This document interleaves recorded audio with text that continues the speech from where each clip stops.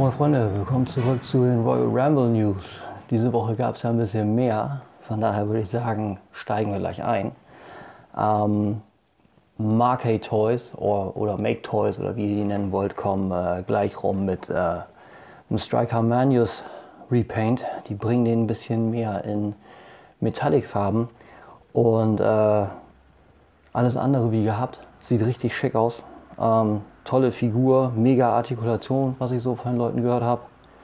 Wer also den ersten nicht so geil fand, weil das plastikmäßig aussah, hat hier definitiv eine Chance nochmal zuzugreifen. Nächstes Ding von Mastermind Creations.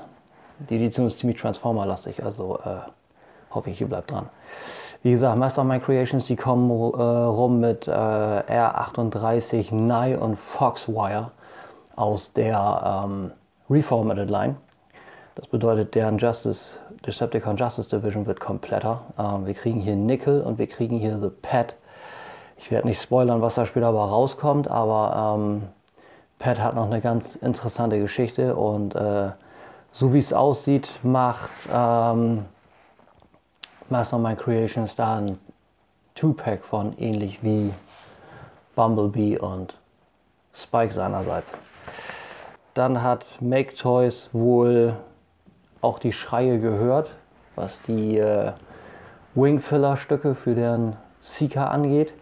Die bringen nämlich ihren Dirge, Ramjet und Thrust, die Conehead Seeker, mit den Wingfillern raus, was ganz cool ist.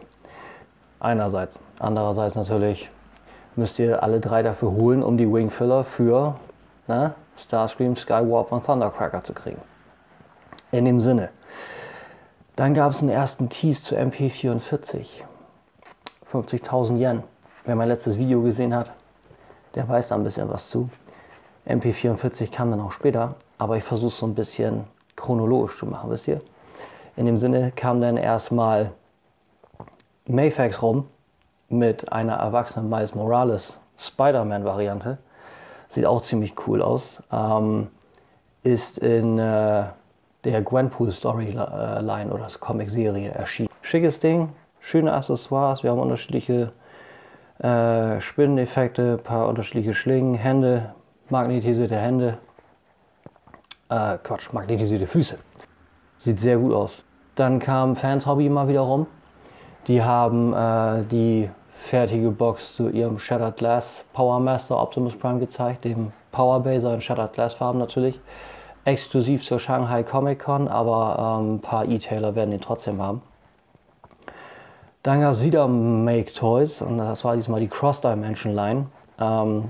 Buster Stealthwing, eine schwarze Skyfire oder Jetfire Variante in mehr Cybertronian Mode so. Und wie wir sehen können, der kann sich auch mit Striker Manius kombinieren. Die Farbe damit kombiniert eine ganz klare Anlehnung an die Transformers Filmserie.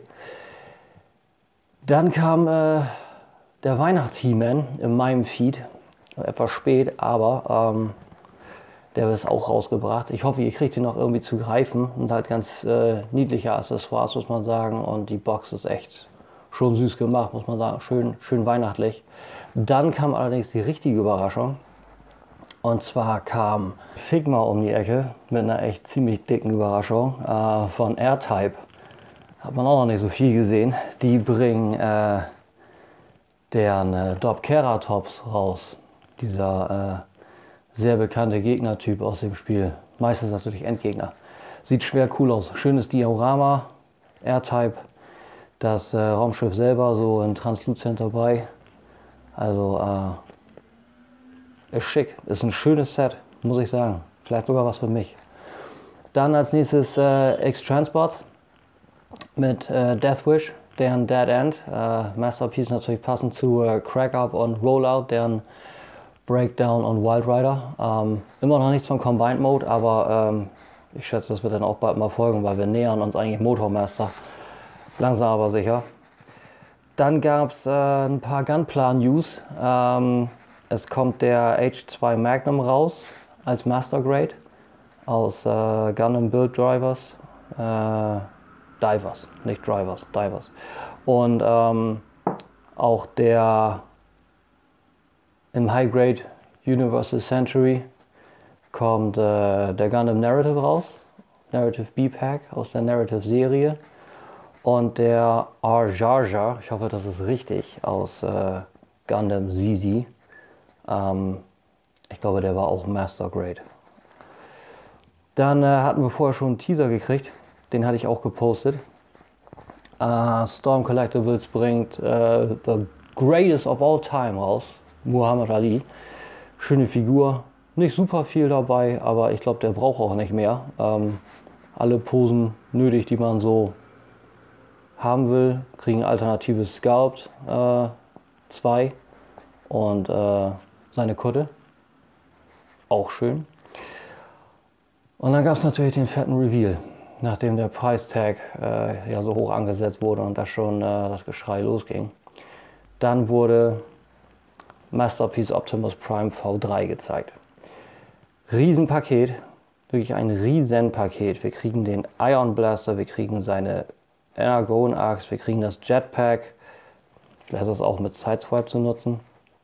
Wir kriegen Blaster-Effekte, wir kriegen Roller, wahrscheinlich ein Ansatzstück, denn wie ihr auf den Bildern seht, kann man einen Teil der Drohne aus dem Trailer als Stand nutzen. Vielleicht ist das ein Ansatzstück dafür, kann sein. Wir kriegen Cartoon-Kopf, wir kriegen den Transformers The Movie-Kopf, wir kriegen einen Battle Damage Transformers The Movie-Kopf und wir kriegen einen Starscream-Kopf, um die Folge nachzumachen, wo Starscream in Optimus Verkleidung unterwegs war. Dazu passend auf der Liste auch drauf gewesen, aber hier noch nicht zu sehen, die Flügelstücke für Starscream. Das wird also auch interessant.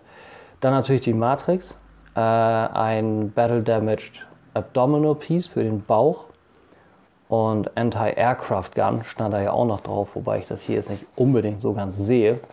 Aber wir sehen hier jede Menge. Normaler Drohnenmodus für den Trailer. Man kann ihn auch nach außen aufbauen, damit das gut aussieht. Wir können die Figuren diesmal können wir sogar reinsetzen in Optimus. Die Figuren werden außerdem eine Masse an Beweglichkeit haben für die kleinen Dinger. Also viele sagten, sie sind raus. Ich bin definitiv drin. Der Prime kommt nach Hause.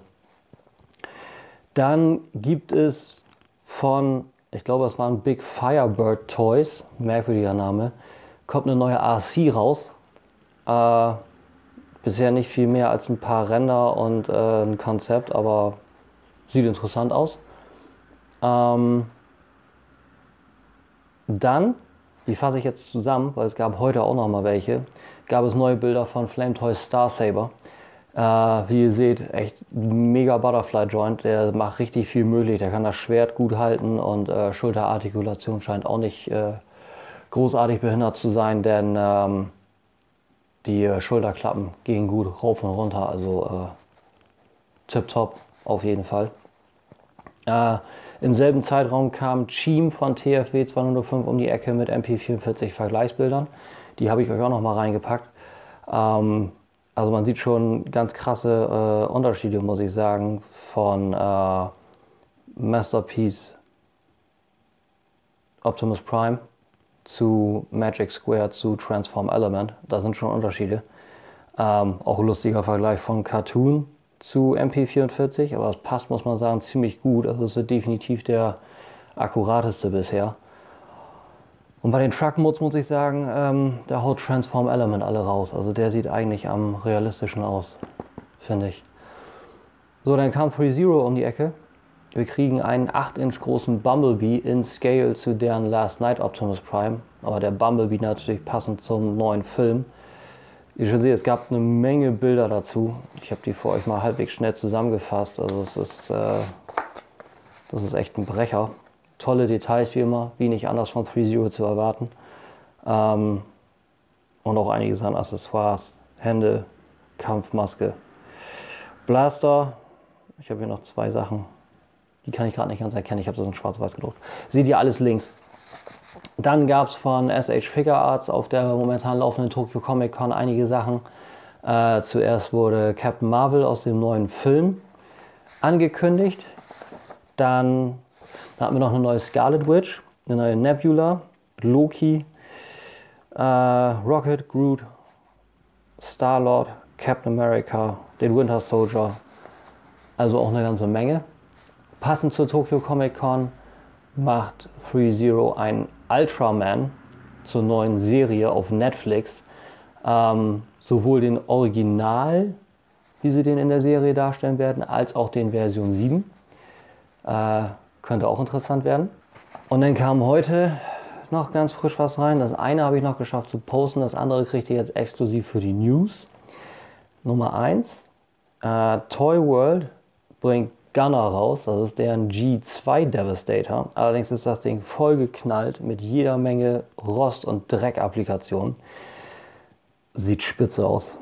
Wenn das nicht G2 wäre, würde ich mir hinstellen. Also ich hoffe, die kommen noch mit dem G1 um die Ecke und machen den genauso. Also dann wird das auf jeden Fall ein Kauf. Also das Ding sieht mega aus. Und das letzte Ding, was ich halt nicht mehr in die News auf Instagram gekriegt habe, aber was ich euch nicht vorenthalten wollte, war auf der Tokyo Comic Con auch tweetet der Machinations mit der SH Monster Arts Line. Und zwar kriegen wir hier jede Menge Bilder zu deren Godzilla, Mothra, Rodan und King Ghidorah. Kleinen Shoutout zu dem Gore-Minister. Ich glaube, das ist was für dich. Sehen gut aus, sehen richtig gut aus. Und ich bin auf den zweiten Teil gespannt, also wie das wohl läuft. King of Monsters. Sehen sehr gut aus. Vielleicht bringen sie mal die Flight Stands mit. Artikulation sieht gut aus, also multi-jointed Necks und Flügelspannweite ist irre. Also die Woche war vollgeknallt. Die Woche war echt vollgeknallt. Schreibt mal in die Comments, was ihr dazu so denkt. Ich halte das recht kurz. Das ist Sonntag, das waren die News. Das Wetter ist schlecht. So viel zum Wetter. In dem Sinne, schönen Montag, guten Start in die Woche. Haut rein.